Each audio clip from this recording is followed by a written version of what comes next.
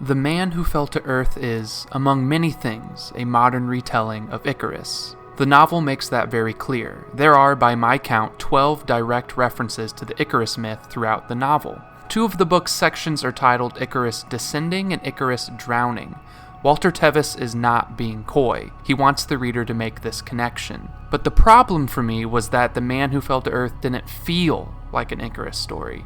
I flipped the final page feeling like I missed something. Sure, the story of an alien coming to Earth, gaining immense wealth through his superior knowledge, and using that wealth to rescue the rest of his dying planet is a lofty goal. Believing you can travel to a foreign planet to save your own world involves a little hubris. From a planetary vantage point, the allusion makes sense. After all, Thomas Newton does fall from the heavens. It's the details that don't line up. Newton, our Anthean protagonist, is not arrogant. He does think of himself as being smarter than us mere humans, but he's constantly doubting himself. Through his internal monologue, we witness him fighting off loneliness for his home planet and his family. We see him doubt if his plan will even work. Newton is drunk and feeble for most of the novel. The further his plan goes along, the closer he gets to booze, not the sun.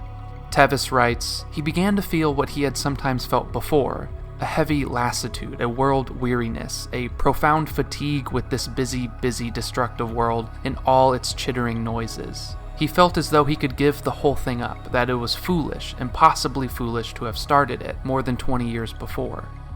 How can it be that our drunken, doubtful Thomas Newton is a stand-in for Icarus?" With nothing better to do with my time, I turned to the oft-mentioned painting in the novel, Landscape with the Fall of Icarus, for answers. It's a piece of art that another character, Bryce, looks to at various points in the story while he is trying to wrap his head around our titular man who fell to Earth. To my dismay, this landscape left me as empty-handed as the novel. I couldn't even find Icarus in the painting. I turned to the novel again for any references to the painting, anything to help me understand why I found Thomas's journey so tragic and moving. Turns out I missed more than Icarus in the artwork.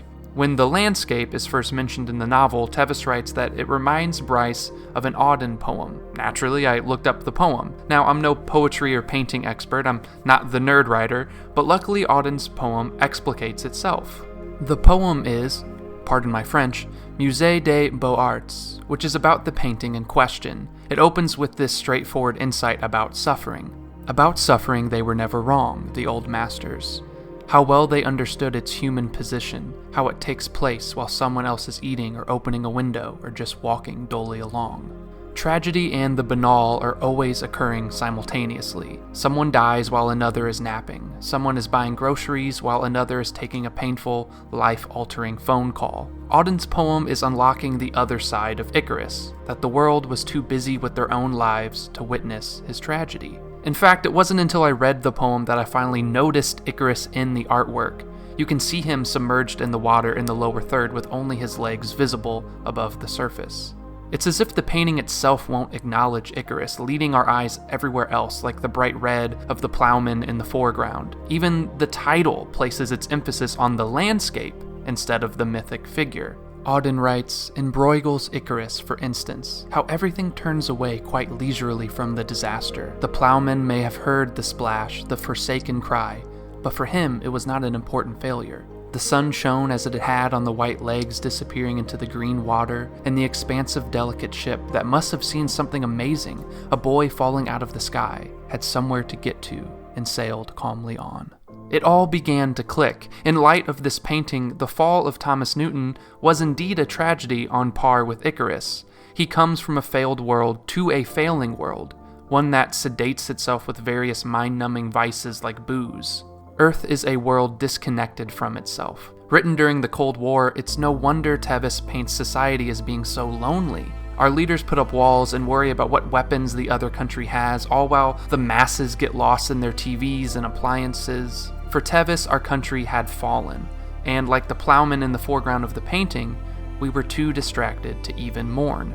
This diagnosis is still applicable. Nuclear destruction is just as possible and real today as it was for the 1960s, not to mention the consequences of climate change.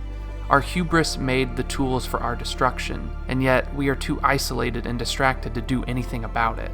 The power of the novel lies not in its ability to give us answers, but rather in how it expresses the way it feels to live in this distracted modern world. The drunken fall of Thomas Newton gives us no hope, but it does give us catharsis in its ability to lament the follies of our powerful societies. The real tragedy, according to Tevis, isn't that our modern world is falling like Icarus, but instead that we are all too distracted and isolated to notice that it fell.